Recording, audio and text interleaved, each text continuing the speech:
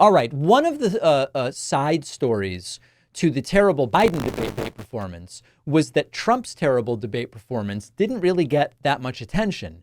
And I am genuinely thrilled to see that the Trump brain story is now completely mainstream. It was not being covered extensively for a very long time, although we were covering it. Over the last month, we have seen more and more corporate media outlets start to talk about, hey, there kind of may be something wrong with Trump's brain. And now as the narrative may be, in addition to whatever happened to Joe Biden on Thursday. And fortunately, there are some media outlets that are actually talking about this. A few examples: CNN interviewing Nancy Pelosi, who said some health experts think Trump has dementia. Some of them have been on this program. We'll get to that interview in a moment. In the Pennsylvania Capital Star, a commentary from Susan Demas, who said after the debate, it's clear Trump should drop out of the race. And it makes the case that Trump's brain truly is not functioning well at all. The Daily Beast with an article, Trump's mental acuity has declined noticeably in the last 4 years. That I'll say. And an article in Common Dreams by Robert Reich.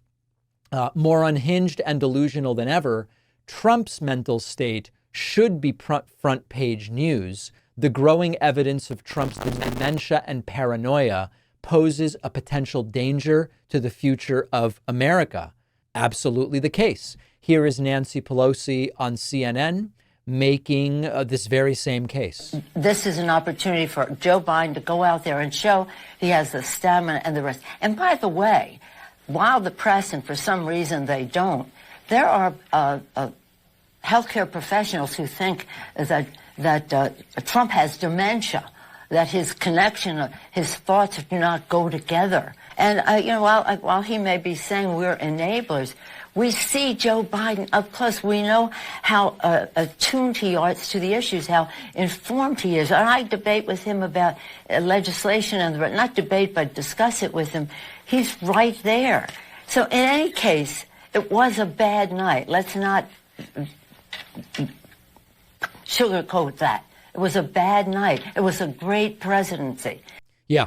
So I think that, as we all now know, the case that she makes there about Biden is probably a little overboard based on what we saw, but she's completely correct that it's been a good presidency. But more importantly, people are wising up to what's going on here with Donald Trump. And the question now in the next several weeks is, does it make it into the discourse in the context of whatever it is Joe Biden ultimately is going to do? So as we start to kind of wrap, at least for today, the story about Joe Biden here with regard to what's going to happen, I kind of am ending. The show's not ending now, to be clear, but we're going to talk about other things.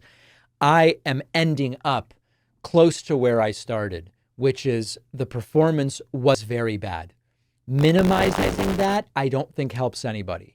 It is also true that if you look at a transcript of the debate, it's a very different picture, where Biden was the only one mostly connected to reality. Biden did say some things that weren't true, but Biden was the only one mostly connected to reality with regard to the facts of the last 8 years, which roughly were the time period that came up during the debate, where Trump was completely disconnected and unhinged. And that's not something that should be forgotten either. So I don't know what the path forward is. The concern and the priority is what helps us defeat Trump.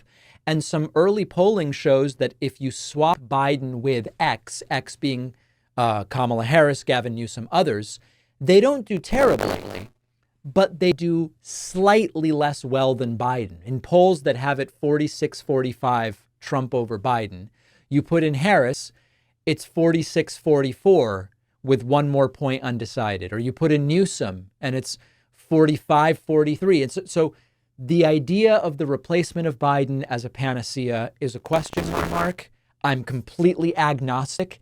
The point is we've got to prevent Trump from getting 4 more years. So let's take a break. Then we'll see what Trump got up to over the weekend and so much more.